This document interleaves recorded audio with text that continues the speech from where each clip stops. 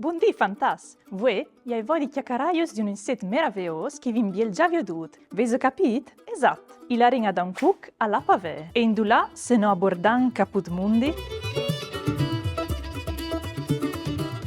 Sicuri saveis che Bordan ha le un dai tre comuns che si dividin il lat di Chiavac e che il suo territori al chiappe dentri les Mons Brancot, San Simeon e, giuste parzore Tarnep, che è la unica frazione di Bordan, la Mont Festa. Proprio des bandes dal San Simeon si chiati in pui 100 specie differenti di pavès, di e fino a 550 di ches di gnò, cui saggi che combini quando non vengono accisassi intorno des lampadines. Le pavès di si riconoscono per santenes a forme di matarusce e le sales che si plein a libri quando capons impoiades. Invesit, le pavès di gnot han le santenes a forme di pietin, per solid doprades come strumento olfativ, e le sales di forme triangolar che a ripos avvengono impleades a tet per protezione. Ma ci sono le spavès? Le spavès sono in ses, e di chi non si stiampe. Si chiatin dall'ordine dei lepidopters, lepidoptera per latin, e rappresentin l'ordine più numeroso dopo di quel dei coleotters, con circa 120.000 specie dal mondo. Des pavès son dos les robes che si chialin per prime.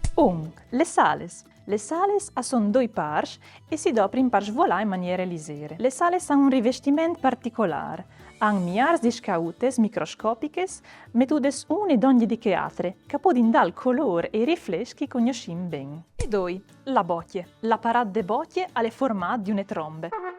Ma no, noi migo che. Ma une proboscide, l'unghie e fine, che si chiama anche spiritrombe, e che le spavès adoprin per supà il nettar e le sostanze succarines des roges. E proprio perché sviluppà a torpes roges, le spavès entrin a tutti e fies in te categorie da impolinadors. Per ultime, usai lasciare la robe poi immagante. Una serie di trasformazioni meravigliose permettono alla ruie di diventare pavè mediante un processo che chiamiamo metamorfosi. Che diciamo che funziona? Dall'ov deponut di una pavè a nasce la ruie. Quando la ruie è cresciuta a vonde, si trasforma in pupe, che è l'ultimo stadio delle ruie prima di diventare crisalide, o ben quando si platte in galette per completare la metamorfosi. In circa 10 giorni, ovarin la pavè, tutte colorate e sflandorose, pronte per vivi la ultima tappa della sua vita.